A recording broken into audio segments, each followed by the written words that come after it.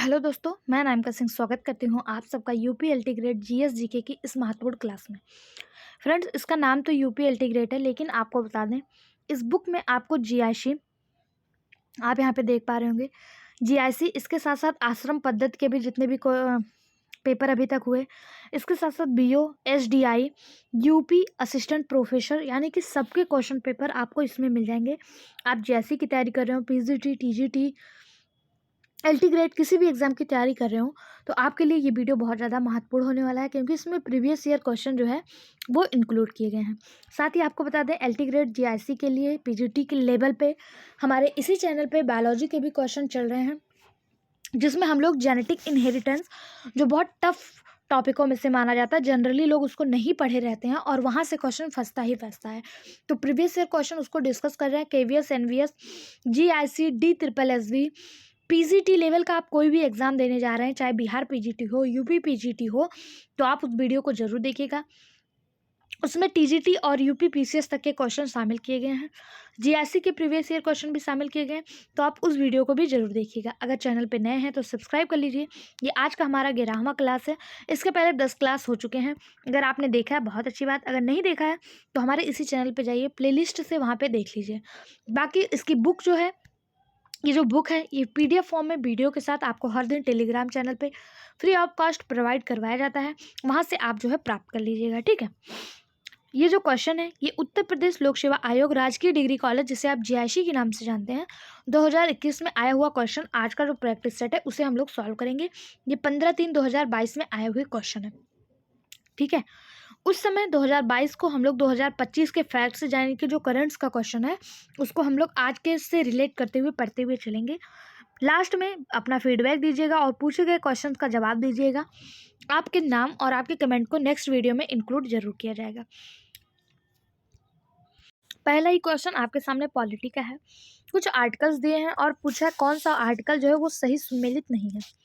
पहला दिया आर्टिकल 52। क्या आर्टिकल 52 राष्ट्रपति के निर्वाचन से संबंधित है? तो पहला ही आपको गलत दिख रहा है, यही सही सुमेलित नहीं है, क्योंकि आर्टिकल 52 जो है ये भारत का एक राष्ट्रपति होगा, बस इतना ही बताता है। बाकी भारत का राष्ट्रपति के जो निर्वाचन से संबंधित आर्टिकल है वो 54 है, तो यही आपका गलत हो जाएगा। उसके बाद 51A में मौलिक कर्तव्य दिए हुए हैं, बिल्कुल सही बात है, फंडामेंटल ड्यूटी, जो रसिया से लिया गया है। आर्टिकल 154 राज्य की कार्यपालिका शक्ति। आर्टिकल 165 राज्य का महाअधिवक्ता, यानी कि एजी, यानी कि एडवोकेट जनरल के बारे में 165 में बताया गया है, ये भी बिल्कुल सही बात है। जो गलत है इसमें, ऑप्शन ए गलत है, और गलत होते हुए भी यही सही हो जाएगा, क्योंकि इसमें पूछा है कौन सा सही सुमेलित नहीं है। अगला क्वेश्चन आगे देखते हैं। अगला क्वेश्चन आपके सामने, ये रीजनिंग कह लीजिए, मैथ कह लीजिए, उसके क्वेश्चन है। आपको इस तरह से डायग्राम बना हुआ है, आपको जो यहाँ पे क्वेश्चन मार्क बना है, यहाँ पे कौन सी संख्या आएगी वो खोजना है, ठीक है। पहले में दिया है 46, 22, 24। यहाँ पे एक पैटर्न होता है कि 46, 22 और 24 कैसे हो गया, या 69 में 42 को हमने प्लस किया, माइनस किया, मल्टीप्लाई किया, क्या किया कि 27 आ गया। अगर इसका पैटर्न हमें पता चल गया तो इसका हम ऑटोमेटिक निकाल लेंगे। जैसे कि देखिए 46 माइनस 22 अगर आप करेंगे तो आपको 24 निकल के आ जाएगा, यानी कि ये पैटर्न इसी पैटर्न पे लग रहा है। दूसरा भी ट्राई कर लेते हैं, 69 माइनस 42 27 हो जाएगा, ये भी सही है, तो इसको हम ऐसे ही निकाल लेंगे। 79 माइनस 38 इक्वल टू आ जाएगा 41, तो यहाँ पे 41 आ जाएगा, ऑप्शन बी इसका सही जवाब हो जाएगा। एक ही को करके आपको जैसे आपने एक सॉल्व कर लिया, ये वाला सॉल्व कर लिया, और इसी पैटर्न पे इसको नहीं सॉल्व कर देना, दोनों देखना है कि सेम पैटर्न दोनों पे लग रहा है कि नहीं। कभी कभी ऐसा होता है कि इस पे पैटर्न लग जाता है, एक पे नहीं लगता है, वो पैटर्न जो आपका दोनों पे लगे वही आपको तीसरे वाले में लगाना है, ठीक। तो इसका सही जवाब ऑप्शन बी हो जाएगा 41। अगला क्वेश्चन है, यदि 2018 एवं 2020 में लड़कियों का अनुपात 3:1 है, तो 2018 एवं 2020 में लड़कों का अनुपात क्या होगा, ठीक है। एक स्कूल में 2017 और 17 से 20 तक लड़कों और लड़कियों का अनुपात ये आपको दिया हुआ है। अगर पूछा है 18 एवं 20 में लड़कियों का अनुपात 3:1 है, तो 18 और 20 में अनुपात लड़कों का क्या होगा, तो इसका सही जवाब ऑप्शन सी हो जाएगा, 3:1 हो जाएगा, ठीक है। जैसा कि आप यहाँ पे देख पा रहे हैं कि 2018 और 20 में लड़के व लड़कियों का अनुपात 1:2 है, अर्थात 2018 में लड़कों व लड़कियों का अनुपात वर्ष 2020 में लड़के व लड़कियों के अनुपात के समान था। तो इस तरह से ये निकाला जाता है 2018 में लड़कियों की संख्या और बटे 2020 में लड़कियों की संख्या 3:1 निकल के आ गया। और इसी तरह इसको भी निकाल लेंगे तो इसका जो सही जवाब हो जाएगा वो ऑप्शन सी हो जाएगा 3:1। ठीक है, अगला क्वेश्चन है, ये भी देखिए आपका पॉलिटी का क्वेश्चन है। मौलिक अधिकारों के संदर्भ में निम्नलिखित कथनों में से कौन सा सही नहीं है। पहला दिया संविधान का अनुच्छेद 19(1) का जी भारत के सभी नागरिकों का किसी भी पेशा या व्यवसाय करने के अधिकार को सुरक्षित करता है। दूसरा दिया संविधान के अनुच्छेद 19(1) का जी के अंतर्गत मादक द्रव्यों के व्यवसाय करने का कोई मौलिक अधिकार नहीं है। इसको आपको कूट के माध्यम से लगाना है। ऐसे क्वेश्चन को सॉल्व करने से पहले हम यहाँ देख लेते हैं कि यहाँ पे दिया है सही नहीं है या सही है, क्योंकि कभी कभी यहाँ पे दिया रहता है सही नहीं है।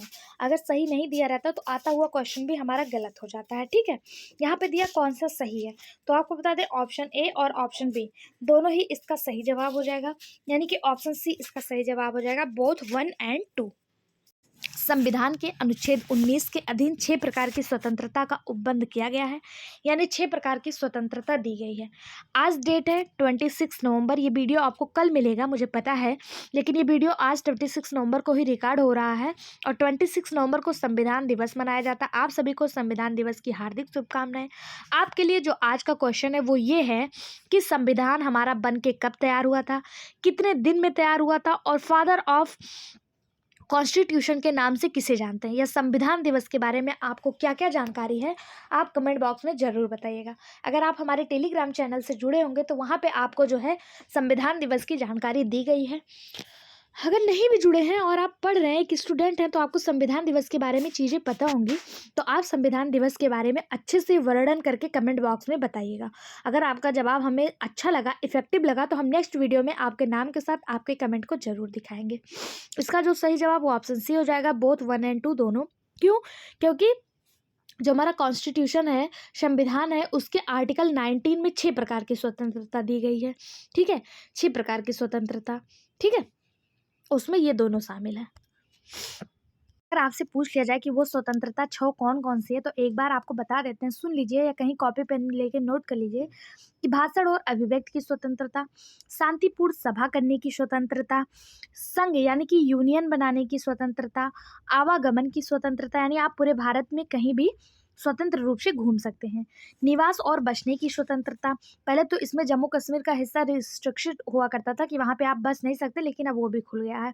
और छठवां है पेशा या व्यवसाय करने की स्वतंत्रता, यानी कि आप कोई भी व्यापार, कोई भी पेशा, कोई भी कारोबार कर सकते हैं, बशर्ते उसको देश को नुकसान ना हो उससे। जैसे आप मादक पदार्थों का व्यवसाय नहीं कर सकते, अगर कर भी रहे हैं तो आपके पास लाइसेंस होना चाहिए, देश को नुकसान नहीं होना चाहिए। ठीक है, शांतिपूर्ण सभा कर सकते हैं, भाषण और अभिव्यक्ति दे सकते हैं बिना सरकार को नुकसान पहुंचाए। ऐसा नहीं है कि आप मोदी जी को गाली देने लगे, भारत को गाली देने लगे क्योंकि आपके पास भारत और भाषण और अभिव्यक्ति की स्वतंत्रता है, ऐसा नहीं है। आप अपने विचारों को रख सकते हैं, लेकिन जिससे देश की स्वतंत्रता पर, देश के प्रभुत्व पर कोई भी सवाल ना उठे। ठीक, इसका जो सही जवाब ऑप्शन सी आप लोगों ने देख लिया।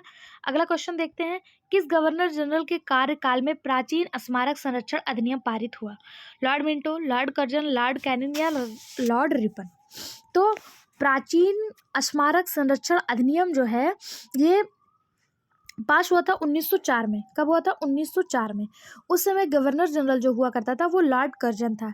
यही लॉर्ड कर्जन जिसके शासनकाल में 1995 में बंगाल बंटवारा देखने को मिला था। ठीक है, और इसी के समय में प्राचीन स्मारक संरक्षण अधिनियम जो है वो पारित हुआ था। ऑप्शन बी इसका सही जवाब हो जाएगा। वहीं पे बात करें लॉर्ड मिंटो की, तो लॉर्ड मिंटो को आप सभी जानते होंगे। 1909 में इनके साथ मॉर्ले और मिंटो 2 लोग थे, जिसमें से मिंटो जो थे वो क्या करते थे, गवर्नर जनरल के रूप में थे और 1905 से 1910 तक भारत के वायसराय और गवर्नर जनरल रहे। और इन्हीं के समय में 1909 में मॉर्ले मिंटो रिफॉर्म्स आया था। सांप्रदायिक निर्वाचन का जनक इन्हीं को माना जाता है। अगर पूछा जाए सांप्रदायिक निर्वाचन का जनक किसे माना जाता है, तो इन्हीं मिंटो को माना जाता है। ठीक है, और इन्हीं के टाइम 1909 में मॉर्ले मिंटो सुधार आया था, जिसके तहत मुसलमानों के लिए एक पृथक निर्वाचन मंडल जो है वो शुरू किया गया था। बाकी बात करें लॉर्ड कैनिंग की, तो ये भारत के गवर्नर जनरल रहे।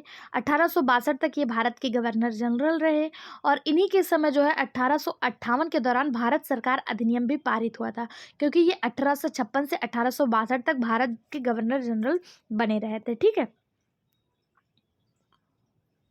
लॉर्ड रिपन ये बहुत ज़्यादा इम्पॉर्टेंट पर्सन है। इन्होंने 1880 से 1854 तक 1880 से 1884 तक जो है वो भारत पर शासन किया। इन्हीं के शासनकाल में वर्नाकुलर प्रेस अधिनियम को निरस्त किया। 1881 में हंटर आयोग की स्थापना की। कारखाना अधिनियम को पारित किया। मतलब इनका जो दिल है, ऐसा कहा जाता है कि लॉर्ड रिपन का जो दिल है वो भारत के लिए धड़कता था। ठीक है। इन्होंने भारत के लिए बहुत अच्छे अच्छे कार्य किए हैं। लिटन जो था, इनसे पहले जो वायसराय हुआ करता था लॉर्ड रिटन, इसने वर्नाकुलर प्रेस एक्ट लाया था, आर्म एक्ट लाया था। इन सबको निरस्त करने वाले यही थे रिपन। ठीक है। कौन थे? रिपन। इन्होंने स्थानीय स्वशासन को लागू किया 1882 में। 1878 में और वर्नाकुलर प्रेस एक्ट को निरस्त कर दिया। कारखाना अधिनियम 1881 में लाए। हंटर आयोग की स्थापना की 1882 में।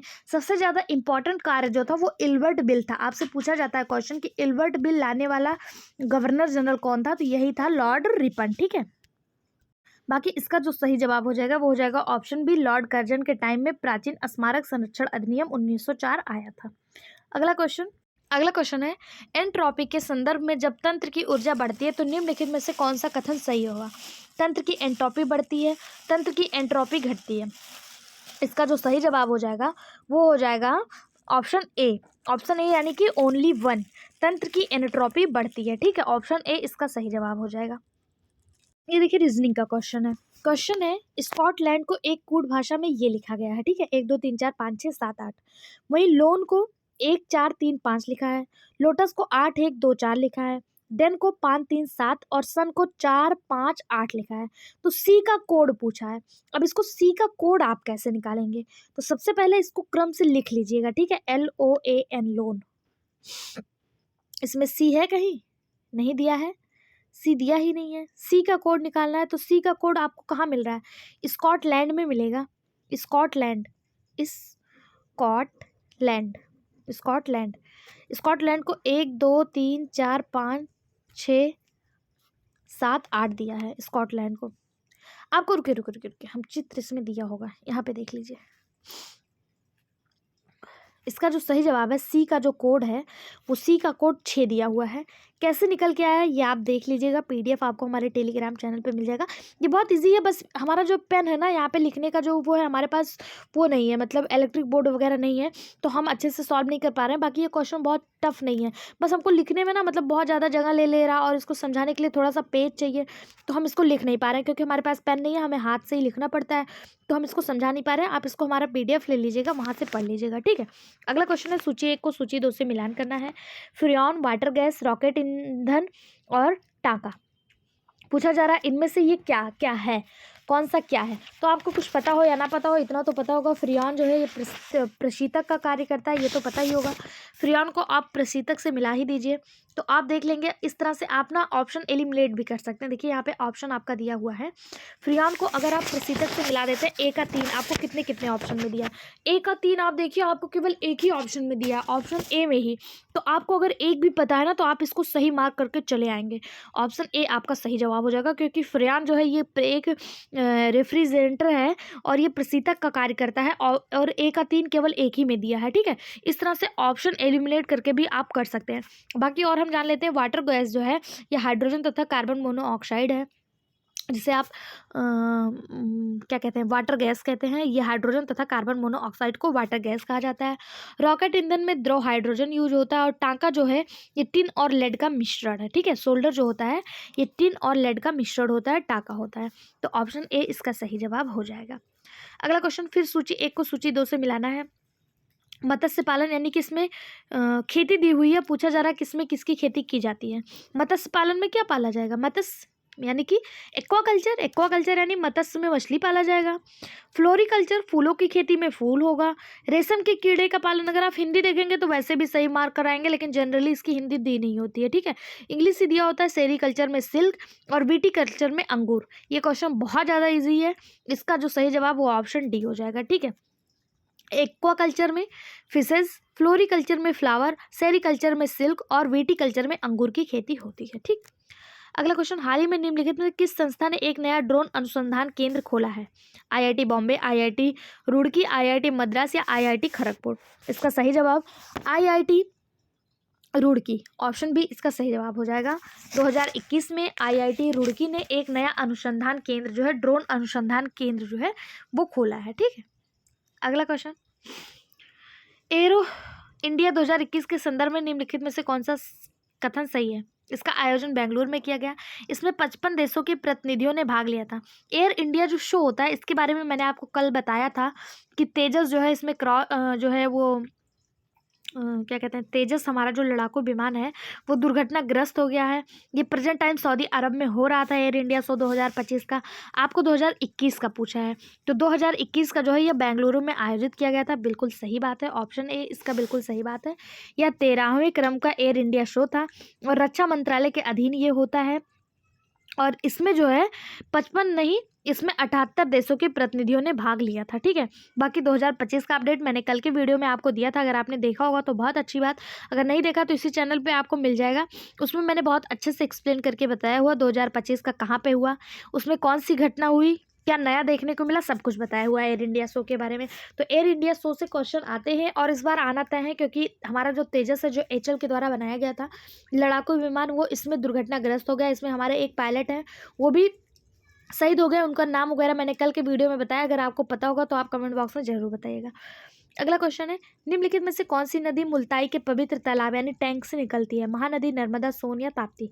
कौन सी नदी वो है जो मुल्ताई के पवित्र टैंक से निकलती है? जिसका सही जवाब हो जाएगा ऑप्शन डी, ताप्ती नदी। ताप्ती नदी मध्य प्रदेश के बैतूल जिले के मुल्ताई नामक स्थान से सतपुरा श्रेणी से निकलती है। ठीक है। ताप्ती नदी और नर्मदा नदी जो है ये अपने धारा के उल्टा मतलब उल्टे जो है बहती हैं और ये भ्रंश घाटी में प्रवाहित होती हैं। ताप्ती नदी एक मान लीजिए ये सतपुड़ा पर्वत है, इसके एक तरफ नर्मदा और एक तरफ ताप्ती बहती है और ये दोनों जाकर कहाँ गिरती हैं? अरब सागर में जाकर गिरती हैं। ठीक है। खंबात की खाड़ी में जाकर ये अरब सागर से मिल जाती हैं। अगला क्वेश्चन है, एक बस में सवार 50 विद्यार्थियों की औसत आयु 20 है। जब कंडक्टर की आयु सम्मिलित कर ली जाती है तो औसत आयु 1 वर्ष बढ़ जाती है। कंडक्टर की आयु क्या हुई? टोटल विद्यार्थी कितने हैं? 50 और इनकी औसत आयु कितनी है? 20। अगर 50 गुणे 20 आप कर देंगे तो कितना हो जाएगा? 1000। और अगर इसमें कंडक्टर की आयु हो गई तो यानी 20 + 1 यानी कि 21 हो जाएगा। तो 21 और ये कितना हो जाएगा? 51 हो जाएगा। विद्यार्थियों की संख्या कितनी हो जाएगी? 51 हो जाएगी। अब आप 51 गुणे 21 करेंगे तो आपका 1071 निकल के आएगा। अब 1071 माइनस 1000 कर दीजिए, 71 वर्ष निकल के आ जाएगा। ऑप्शन ए इसका सही जवाब हो जाएगा। आई होप सो आप लोग को समझ में आया होगा। कहीं भी कोई भी कन्फ्यूजन हो कमेंट बॉक्स खुला है, इसके साथ टेलीग्राम चैनल पर भी आप डिस्कस कर सकते हैं। अगला क्वेश्चन है, निम्नलिखित में से कौन कौन स्वराज पार्टी के गठन से संबंधित है? सुभाष चंद्र बोस, सी.आर. दास, जवाहरलाल नेहरू, मोतीलाल नेहरू। कौन कौन स्वराज पार्टी के गठन से संबंधित है? तो इसका ऑप्शन आपको इस तरह दिया है। ठीक है। इसका जो सही जवाब हो जाएगा वो हो जाएगा 2 और 4, यानी कि सी.आर. दास और मोतीलाल नेहरू, ये दोनों स्वराज पार्टी के गठन से संबंधित है। विधानमंडलों में प्रवेश को लेकर 1922 में कांग्रेस में गया अधिवेशन हुआ था जिसकी अध्यक्षता सी.आर. दास के द्वारा की गई थी। इसी में जो है मोतीलाल नेहरू और सी.आर. दास की योजना को बहुमत से अस्वीकार कर दिया गया था। फलस्वरूप मार्च 1923 में चितरंजन दास, जैसे आप सी.आर. दास कह रहे हैं, और मोतीलाल नेहरू ने इलाहाबाद में कांग्रेस खिलाफत स्वराज पार्टी की स्थापना की थी। इसे स्वराज पार्टी के नाम से भी जाना जाता है। कब हुआ था? 1923 में, क्योंकि 1922 में इन्होंने स्वराज की जो प्रस्तावना पेश की हुई थी गया अधिवेशन में, जिसकी अध्यक्षता स्वयं सी.आर. दास कर रहे थे, उसमें इस प्रस्ताव को नामंजूर कर दिया गया था, यानी पारित नहीं किया गया था, अस्वीकार कर दिया गया था। उसके ठीक 1 साल बाद इलाहाबाद में जब कांग्रेस की बैठक हुई, उसी में इन्होंने खिलाफत स्वराज पार्टी या फिर स्वराज पार्टी का स्थापना किया, सी.आर. दास और मोतीलाल नेहरू ने मिलकर। ठीक है। जवाहरलाल नेहरू कौन थे? तो इन्हीं के मोतीलाल नेहरू के पुत्र थे जवाहरलाल नेहरू। इनके बारे में कौन नहीं जानता, हमारे देश के पहले प्रधानमंत्री थे। अगला क्वेश्चन, जूलू जनजातियां निम्नलिखित राष्ट्रों में से किसमें पाई जाती हैं? न्यूजीलैंड, ऑस्ट्रेलिया, मोरक्को या दक्षिण अफ्रीका। यानी जनजातियों से भी आपका क्वेश्चन देखने को मिलता है। जूलू जनजातियां किससे संबंधित है? तो जूलू जनजातियां साउथ अफ्रीका से संबंधित है, साउथ अफ्रीका में निवास करती हैं। ये अपनी संस्कृति और परंपराओं के लिए विशेष रूप से जानी जाती हैं। जूलू कबीले और अंग्रेजों के मध्य 1879 में एक युद्ध हुआ था जिसे इंसान लवाना के युद्ध के नाम से जाना जाता है। ठीक है, ये मुख्य रूप से कृषि और पशुपालक का कार्य करती हैं और ये दक्षिण अफ्रीका में पाई जाती हैं। क्वेश्चन है, पेड़ जड़ से वैसे ही संबंधित है जैसे धुआं डैश से संबंधित है? लकड़ी, चिमनी, आग या आतिशबाजी। कह रहा है पेड़ जड़ से वैसे ही संबंधित है जैसे धुआं जो है डैश से संबंधित है। इसका सही जवाब हो जाएगा ऑप्शन सी, फायर। जिस प्रकार पेड़ जड़ से संबंधित है अर्थात जड़ जो है वो पेड़ का अभिन्न हिस्सा है, उसी प्रकार धुआं जो है वो आग से ही संबंधित है, क्योंकि आग जलेगी तभी तो धुआं निकलेगा। आग, धुएं की उत्पत्ति आग ही से तो होती है। तो ऑप्शन सी इसका सही जवाब हो जाएगा। अगला क्वेश्चन, हाइड्रोजन ईंधन सेल वाहन निम्नलिखित रसायनों में से किसको उर्वरक के रूप में पैदा करते हैं? अमोनिया, जल, मीथेन या हाइड्रोजन पेरोक्साइड। इसका सही जवाब ऑप्शन बी, वाटर। हाइड्रोजन ईंधन सेल वाहन उत्सर्जक के रूप में जल को उत्पन्न करते हैं। उत्सर्जक के रूप में केवल जल होने की वजह से इसे शुद्ध एवं साफ सुथरा ईंधन भी कहा जाता है, क्योंकि इससे अन्य ईंधनों के समान उत्सर्जक के रूप में हानिकारक गैसें नहीं होती हैं। ठीक है, अगला क्वेश्चन, निम्नलिखित में से कौन सा युग्म सही सुमेलित नहीं है? एंटीलिया, मुकेश अंबानी, जसप्रीत बुमराह, संजय गणेश, नोवावैक्स, कोविड-19, इंदु मल्होत्रा महिला क्रिकेटर। इसमें पूछा कौन सा सही जवाब नहीं है। तो एंटीलिया के बारे में मुझे जहाँ तक लगता है आप में से सबको एंटीलिया के बारे में पता होगा। एंटीलिया के बारे में कौन नहीं जानता कि ये मुकेश अंबानी के घर की बात की जा रही है, एंटीलिया हाउस। जसप्रीत बुमराह ये संजय गणेश, नोवावैक्स ये कोविड-19 से संबंधित है, लेकिन इंदु मल्होत्रा जो है ये क्रिकेटर ना होके क्या है, सर्वोच्च न्यायालय की न्यायाधीश है, इंदु मल्होत्रा। ठीक है, तो इसका सही जवाब जो हो जाएगा वो ऑप्शन डी हो जाएगा। बाकी ये तीनों अपनी जगह सही है। जसप्रीत बुमराह संजना गणेश और एंटीलिया मुकेश अंबानी का घर है, नोवावैक्स कोविड-19 से संबंधित है। सही जवाब हो जाएगा इंदु मल्होत्रा, ये सर्वोच्च न्यायालय की न्यायाधीश है। अगला क्वेश्चन फिर दे दिया, कौन सा सही सुमेलित नहीं है? समानता का अधिकार 14 से 18, बिल्कुल सही बात है। समानता का अधिकार 14 से 18 सॉरी। अगला है शोषण के विरुद्ध अधिकार 20 से 22, यही आपका गलत हो जाएगा, क्योंकि शोषण के विरुद्ध जो अधिकार है ये 23 से 24 है। 23 और 24 ये शोषण के विरुद्ध अधिकार है, यही आपका गलत हो जाएगा। तीसरा दिया धार्मिक स्वतंत्रता का अधिकार, अनुच्छेद 25 से 28, बिल्कुल सही बात है। फिर दिया है सांस्कृतिक एवं शैक्षणिक स्वतंत्रता का अधिकार 29 से 30, ये बिल्कुल सही बात है। मूल संविधान के भाग 3 में 6 प्रकार के अधिकारों का उपबंध किया गया है, किसमें? भाग 3 में। ठीक है, जिसमें अनुच्छेद 19 से लेकर 22 तक स्वतंत्र अधिकारों को रखा गया है। इसका जो सही जवाब हो जाएगा वो ऑप्शन बी हो जाएगा। शोषण के विरुद्ध अधिकार जो है अनुच्छेद 20-21 में नहीं है, 20 से 22 में नहीं है, बल्कि 23-24 में है शोषण के विरुद्ध अधिकार। ठीक है, ये 23-24 में है, यही गलत होते हुए भी सही हो जाएगा। अगला क्वेश्चन, अधिकतर रेगिस्तानी पौधे रात के समय पुष्पित होते हैं क्योंकि उनमें फूल खिलना कम तापमान द्वारा नियंत्रित होता है, चंद्रमा की दशाओं के प्रति संवेदनशील होते हैं, रेगिस्तानी कीड़े दिन के समय फूलों को खा जाते हैं, रेगिस्तानी कीड़े रात के समय सक्रिय होते हैं। पूछा है कि इनमें से जो रेगिस्तानी पौधे होते हैं वो रात के समय खिलते हैं, ऐसा क्यों होता है? तो इसका सही जवाब हो जाएगा option D, the desert insects are active during night time. जो अधिकांश रेगिस्तानी पौधे होते हैं वो रात के समय इसलिए खिलते हैं क्योंकि रेगिस्तानी कीड़े जो होते हैं वो रात में ही सक्रिय होते हैं, जिससे परागण होता है, यानी कीड़े एक जगह से दूसरी जगह पे पराग कोश को लेके जाते हैं, जिससे प्रजनन को बढ़ावा मिलता है। क्योंकि ये फूल पानी की कमी के कारण तैयार क्लोरोफिल से बनते हैं, इसलिए ये हल्के रंग या सफ़ेद रंग के होते हैं। और पुष्प रात में उड़ने वाले कीड़ों को अपनी गंध के कारण अपनी ओर आकर्षित करते हैं। इसके अतिरिक्त कम तापमान होने के कारण कीड़ों की सक्रियता या फूलों के खिलने के लिए मौसम भी उपयुक्त होता है। तो ऑप्शन डी इसका सही जवाब हो जाएगा। अगला क्वेश्चन है, निम्नलिखित कथनों पर विचार कीजिए तथा नीचे दिए गए कूट का उपयोग कर सही उत्तर चुनिए। पहला दिया ऋग्वेद में 128 संस्करण है। दूसरा, ऋग्वेद को अष्टक भी कहा जाता है। पूछा जा रहा है इनमें से कौन सा सही है? केवल 1, केवल 2, एक व दो दोनों, ना तो एक ना तो दो। इसका सही जवाब हो जाएगा ऑप्शन सी, एक व दो दोनों ही सही है, क्योंकि ऋग्वेद में 9 खंड है, 9 खंडों में इसे मंडल कहा जाता है इन खंडों को। और ऋग्वेद में जो है 8 अष्टक हैं, अध्याय 64 हैं, वग्र 2112 है, मंत्र 10,552 है, और सूक्ति जो है वो 1017 है। और अगर बात करें ऋग्वेद में सूक्तों की कुल संख्या जो है वो 1028 है, ठीक है। लेकिन वैसे जनरली 1017 बताया जाता है, लेकिन अगर इसे बालखिल और परिष्टि में जोड़ा जाए तो 1028 सूक्तियाँ इसमें हैं। ऑप्शन ए इसका सही जवाब हो जाएगा। ऋग्वेद में अगर आपसे पूछ लिया जाए कितने मंडल हैं, 10 मंडल हैं, जिसमें तीसरे मंडल में आपको देखा होगा कि तीसरे मंडल में जो गायत्री मंत्र है वो तीसरे मंडल से लिया गया। 9वां मंडल सोमा को समर्पित है। इसी तरह से ऋग्वेद में 10 मंडल हैं, 8 अष्टक हैं, 64 अध्याय हैं, 2112 वग्र हैं और 10,552 मंत्र हैं, और जो सूक्ति है वो 1028 है।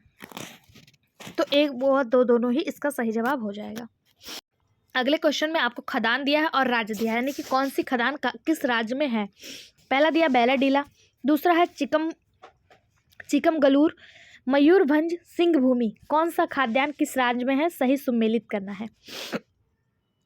कौन सा सही सुमेलित नहीं है पूछा है, तो बैलाडीला जो है, बैलाडीला यही पहला ही आपका सही सुमेलित नहीं है, क्योंकि बैलाडीला जो है ये छत्तीसगढ़ में है। बैलाडीला कहाँ है, छत्तीसगढ़ में। पहले ये मध्य प्रदेश में हुआ करता था, लेकिन मध्य प्रदेश से ही अलग होकर छत्तीसगढ़ बना है, आप सभी को पता है। तो बैलाडीला जो है ये छत्तीसगढ़ में चला गया है। चिकमगलूर कर्नाटक में है, बिल्कुल सही बात है। मयूरभंज उड़ीसा में है, और सिंहभूमि झारखंड में। पहले ये बिहार का हिस्सा हुआ करता था, लेकिन 15 नवंबर सन 2000 को जब झारखंड बिहार से अलग हुआ तो सिंहभूमि जो है खदान ये झारखंड में चला गया। झारखंड बिहार के बहुत सारे खदानों को लेकर अपने साथ चला गया, बहुत सारे उर्वरक क्षेत्र को लेकर चला गया, बहुत सारे अयस्क और खनिज को लेकर चला गया है, ठीक है। सिंहभूमि उसी का एक हिस्सा है।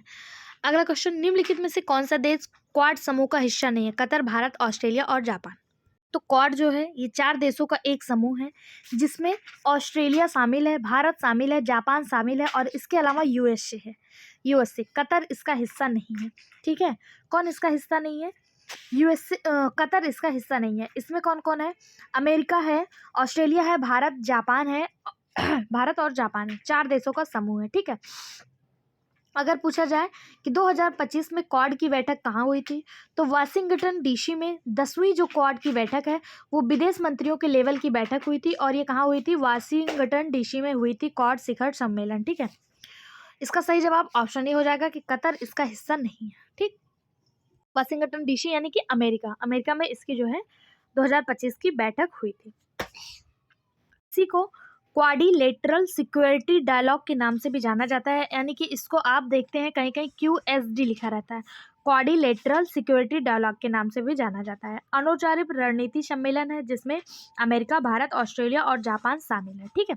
और 2025 का जो बैठक है वो USA के वाशिंगटन डीसी में होना है। अगला क्वेश्चन, सूची 1 को सूची 2 से मिलाना है। पहला दिया चैलेंजर गर्द, डॉल्फिन उभार, चैलेंजर उभार और चागोस कटक। तो डॉल्फिन उभार, चैलेंजर उभार के बारे में इसके पहले मैंने आपको इसके पहले के वीडियो में बताया था, उसमें भी कोई पेपर था उसमें भी ये क्वेश्चन आ चुका था, ठीक है। तो चैलेंजर गर्द जो है, चैलेंजर गर्द ये उत्तर पूर्वी प्रशांत महासागर में है, उत्तर पूर्वी प्रशांत महासागर यानी A का 4। डॉल्फिन उभार जो है ये उत्तरी अटलांटिक महासागर, उत्तरी अटलांटिक महासागर 2 का 3। चैलेंजर उभार ये दक्षिणी अटलांटिक महासागर यानी कि 3 का 2। और चागोस कटक जो है ये हिंद महासागर में है। ये इसका सही जवाब हो जाएगा, यानी कि इसका सही जवाब क्या हो जाएगा, 4 3 2 1।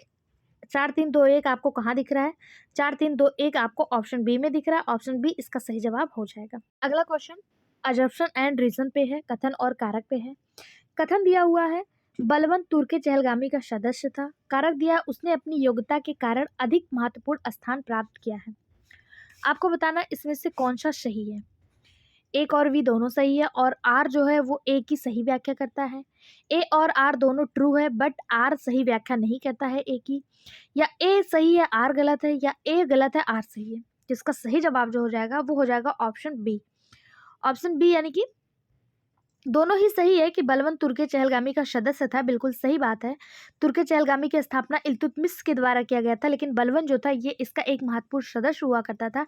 इसमें टोटल 40 सैनिकों का एक ग्रुप हुआ करता था, जिसे तुर्के चहलगामी कहा गया। आगे चलकर नसरुद्दीन मोहम्मद के काल में बलबन ने अपनी योग्यता के कारण सुल्तान का खास आदमी भी बन गया था। जब बलबन सुल्तान बना तो उसने तुर्कान चहलगामी का दमन कर दिया, यानी इसको समाप्त कर दिया, क्योंकि इसको पता था कि ये उसका सदस्य था, तो इसके उसके कमियां और अच्छाइयां दोनों पता थी, जो ये था तुर्कान चहलगामी। तो जब ये राजा बना बलबन, इसके हाथ में सत्ता आई, तो इसने तुर्कान चहलगामी को जो है बिल्कुल समाप्त कर दिया था। दूसरा आपके सामने दिया, उसने अपनी योग्यता के कारण अधिक महत्वपूर्ण स्थान प्राप्त किया, बिल्कुल सही बात है। लेकिन क्या महत्वपूर्ण, उसने अपनी योग्यता के कारण अधिक महत्वपूर्ण स्थान प्राप्त किया इसलिए बलबन तुर्कान चहलगामी का सदस्य था? तो नहीं, बलबन तुर्कान चहलगामी का सदस्य पहले ही था, लेकिन उसने अपनी जो योग्यता थी उसके कारण महत्वपूर्ण स्थान प्राप्त किया, आगे चल के राजा भी बना बलबन। ठीक है, तो आर जो है वो एक ही सही व्याख्या नहीं करता है। ठीक, बाकी दोनों सही हैं अपने आप में।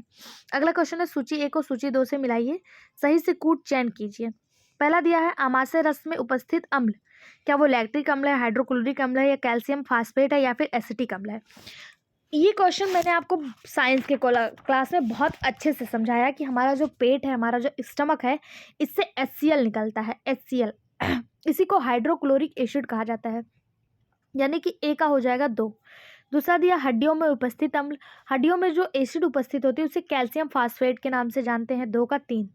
सिरका में उपस्थित, सिरका में कौन सा होता है, एसिटिक एसिड होगा, और दूध का जो खट्टापन होता है वो लैक्टिक एसिड के कारण होता है। ठीक है, 1 का 2, 2 का 3, मतलब 2 3 4 1, 2 3 4 1 आपको किस ऑप्शन में दिख रहा है? 2 3 4 और 1 आपको ऑप्शन डी में दिख रहा है, तो ऑप्शन डी आपका सही जवाब हो जाएगा। आमाशय में उपस्थित अम्ल हाइड्रोक्लोरिक अम्ल, हड्डियों में जो उपस्थित है उसे कैल्शियम फास्फेट, सिरका में उपस्थित है एसिटिक अम्ल, और दूध का खट्टा होना लैक्टिक अम्ल। ठीक है, आपके लिए कुछ होमवर्क क्वेश्चन, आपको बताना है कि इस हाइड्रोक्लोरिक एसिड को निष्क्रिय करने के लिए अग्नाशय द्वारा कौन सा एंजाइम स्रावित किया जाता है, और पित्त के द्वारा क्या स्रावित, मतलब हमारा जो लीवर है वो क्या स्रावित करता है, और अग्नाशय क्या एंजाइम स्रावित करता है कि ये हाइड्रोक्लोरिक एसिड जो है वो क्षार में परिवर्तित हो जाए। क्योंकि साइंस की क्लास में मैंने आपको बहुत अच्छे से बताया कि हमारा जो स्टमक होता है ये जे शेप का होता है, और इसके दीवारों पे म्यूकस नामक ग्लैंड पाई जाती है जो इसका HCl से रक्षा करती है। लेकिन जैसे ही आमाशय आगे बढ़ता है इंटेस्टाइन के रूप में, ड्यूडेनम वाले हिस्से में, यहाँ पे म्यूकस की कोई लेयर नहीं होती। अगर ये HCl डायरेक्ट इसमें आ गया तो ये इस हिस्से को पूरी तरह से जला देगा, इसीलिए यहाँ पे इसको क्षारीय करना पड़ता है। माध्यम, भोजन का माध्यम जो है वो क्षारीय करना पड़ता है। इसको क्षारीय करने के लिए एंजाइम कुछ अग्नाशय छोड़ती है, कुछ हमारा लीवर छोड़ता है। उन एंजाइम का क्या नाम है इसको आपको कमेंट बॉक्स में बताना है। ठीक है, ये आपके लिए होमवर्क क्वेश्चन है। अगर आप सही जवाब देते हैं तो नेक्स्ट वीडियो में आपके नाम के साथ आपके कमेंट को जरूर दिखाया जाएगा। अगला क्वेश्चन है, निम्नलिखित में से किसको भारत के नए सैन्य अभ्यास अभियान का महानिदेशक नियुक्त किया गया? संजय बंसल, रंजनीश कुमार, BS राजू, या फिर आनंद प्रकाश महेश्वरी?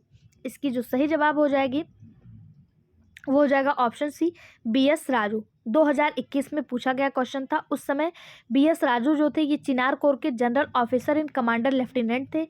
इन्हीं को नए सैन्य अभियान का महानिदेशक नियुक्त किया गया था। वर्तमान में अगर ये क्वेश्चन आपसे पूछ लिया जाए कि नए DGMO कौन है, DGMO इन्हीं को डायरेक्टर जनरल ऑफ मिलिट्री कहा जाता है, या फिर इन्हीं को सैन्य अभियान का महानिदेशक कहा जाता है। तो नए जो हैं वो राजीव घई हैं, राजीव घई, ये 2022 में नियुक्त हुए थे और अभी तक कार्यरत हैं। ठीक है, कौन है? राजीव घई। ठीक है, उस समय जो थे वो BS राजू थे, लेकिन वर्तमान में आपसे पूछा जाएगा तो राजीव घई इसका सही जवाब हो जाएगा। ठीक, कौन सा हो जाएगा? राजीव घई। अगला क्वेश्चन, निम्नलिखित में से कौन सा कथन मुद्रा संकुचन के अर्थ की सही व्याख्या करता है? मुद्रा का मूल्य बढ़ रहा है, कीमतें बढ़ रही हैं, रोजगार बढ़ रहा है, या मुद्रा आपूर्ति बढ़ रही है? कौन सा कथन मुद्रा संकुचन का सही अर्थ बताता है? जिसका सही जवाब हो जाएगा ऑप्शन ए, मुद्रा का मूल्य बढ़ रहा है। मतलब मुद्रा संकुचन अथवा मुद्रा अस्फीति जिसे आप कहते हैं, यह एक ऐसी अवस्था है जिसमें वस्तुओं और सेवाओं की कीमतों में सामान्य गिरावट होती रहती है, जो आमतौर पर अर्थव्यवस्था में घन यानी धन और ऋण की आपूर्ति में संकुचन से जुड़ी होती है। मुद्रा संकुचन में क्या होता है कि मुद्रा का जो मूल्य होता है वो बढ़ता रहता है। जैसे आपने हमेशा रुपए के एवरेज में डॉलर को ज़्यादा देखा होगा। $1 लगभग 80 रुपये या 82 रुपये के बराबर होता है। तो ये जो है यही घटता बढ़ता है मुद्रास्फीति और मुद्रा आस्फीति में। तो मुद्रा आस्फीति यानी मुद्रा संकुचन में जो होता है, मुद्रा की जो मूल्य होता है वो बढ़ता रहता है, ठीक है। यानी ये 80 से 70 हो जाएगा, $1 के बराबर 60 हो जाएगा, ये मूल्य बढ़ता है, ठीक है। ये ज़्यादा की तरफ नहीं बढ़ता है, ये जब कम होता जाता है तब बढ़ता है, ठीक। अगर आप अमेरिका में 80 रुपये लेके जाएंगे तब आपको $1, अगर एक बॉटल पानी $20 में मिल रहा होगा तो 80 गुणे 20 कर लीजिए, 80 गुणे 20 कर लीजिए, 2×8=16, यानी 160 रुपये जब आप लेके जाएंगे, सॉरी, 1600 रुपये में आपको एक बॉटल पानी मिलेगा भारत की मुद्रा का, ठीक है। लेकिन अगर यही कम हो जाएगा और कम हो जाएगा तो जो है ये मुद्रा का मूल्य बढ़ेगा, ठीक है। अगला क्वेश्चन है, मराठों के संदर्भ में निम्नलिखित में से कौन सा कथन सही है। कथन दिया, मराठा चौथे और सरदेशमुखी के रूप में कर वसूलते थे। दूसरा है, मराठों ने 1761 में पानीपत के द्वितीय युद्ध में भाग लिया था। पानीपत का तीनों युद्ध इसके पहले की वीडियो में मैंने बहुत अच्छे से बताया था कि पानीपत के 3 युद्ध हुए थे, जिसमें से जो पानीपत का पहला युद्ध था वो लड़ा गया था 21 अप्रैल 1926 को बाबर और 1526 को बाबर और इब्राहिम लोदी के बीच। दूसरा हुआ था 1556 को अकबर और हेमू के बीच, और तीसरा हुआ था 1761 को अहमद शाह अब्दाली और मराठों के बीच। तो इसमें क्या दिया है, 1761 में पानीपत के द्वितीय युद्ध में भाग लिया। तो ये दूसरा नहीं था, ये कौन सा था, तीसरे नंबर का था, थर्ड युद्ध था। दूसरा जो हुआ था वो अकबर और हेमू के बीच हुआ था 1556 में। पहला हुआ था बाबर और इब्राहिम लोदी के बीच में 1526 में, ठीक है। ये तीसरा युद्ध था, तो ये गलत हो जाएगा। पहला आपका बिल्कुल सही जवाब है, मराठा चौथ और सरदेशमुख के रूप में कर वसूला करते थे, ये आपका बिल्कुल सही जवाब है, ठीक है। अगला क्वेश्चन, ये भी कथन और कारक है। कथन दिया, नर्मदा नदी अपने मुहाने पर डेल्टा का निर्माण करती है। दूसरा दिया, यह एक भ्रंश घाटी से बहती है। आप बताइए, क्या नर्मदा नदी जो भ्रंश घाटी से बहती है इसीलिए ये अपने मुहाने पर एक डेल्टा का निर्माण करती है? तो आपको बता दें, नर्मदा नदी अपने मुहाने पर एस्चुरी का निर्माण करती है, ना कि डेल्टा का। यानी कि ऑप्शन ए आपका गलत हो जाएगा। नर्मदा नदी जो है ये भ्रंश घाटी से तो बहती ही बहती है, ये बात सही है कि नर्मदा नदी जो है ये भ्रंश घाटी से बहती है। नर्मदा नदी का जो उद्भव है वो अमरकंटक के पहाड़ से हुआ है और ये भ्रंश घाटी से बहती है, लेकिन ये एस्चुरी का निर्माण करती है, डेल्टा का निर्माण नहीं करती। यानी कि आर सही है, ए गलत है। किस ऑप्शन में दिया है, ऑप्शन डी में आपको देखने को मिल रहा है आर सही है, ए गलत है, ठीक है। A is false but R is true, option D इसका सही जवाब हो जाएगा। आज के 30 क्वेश्चन यहाँ पे कंप्लीट होते हैं। आई होप सो आप लोग को वीडियो अच्छा लगा होगा। फ्रेंड प्लीज़, अगर आप लोग को वीडियो अच्छा लगता है तो कमेंट बॉक्स में अपनी राय ज़रूर बताया करिए, उससे हमें मोटिवेशन मिलता है और हम हो सकता है 2 से 3 वीडियो पर डे आपके लिए जीएस जीके का डाल दें, क्योंकि एलटी ग्रेड का पेपर 6 दिसंबर 7 दिसंबर को लगा है। जिनकी बायोलॉजी है उनका 17 जनवरी को है, तो जिनका 17 जनवरी को है उनके पास तो ये बुक कवर करने का टाइम है, लेकिन जिनका 6-7 दिसंबर है वो उनके पास टाइम नहीं है कि ये बुक को कवर कर लें। अगर आप जो है हमें अपना एग्ज़ाम डेट और हमारे लिए अच्छा फीडबैक ज़्यादा से ज़्यादा सब्सक्राइब करते हैं तो हम आपके लिए पर डे 2 से 3 वीडियो जो है इस बुक के डाल दिया करेंगे और पीडीएफ भी दे दिया करेंगे, जिससे आपको जो है ये बुक खरीदनी ना पड़े। बाकी आपकी क्या राय है आप कमेंट बॉक्स में बता सकते हैं। चैनल पे नए हैं तो आपसे रिक्वेस्ट है, सब्सक्राइब कर लीजिए, लाइक करिए और सभी दोस्तों के साथ शेयर करिए। Thank you.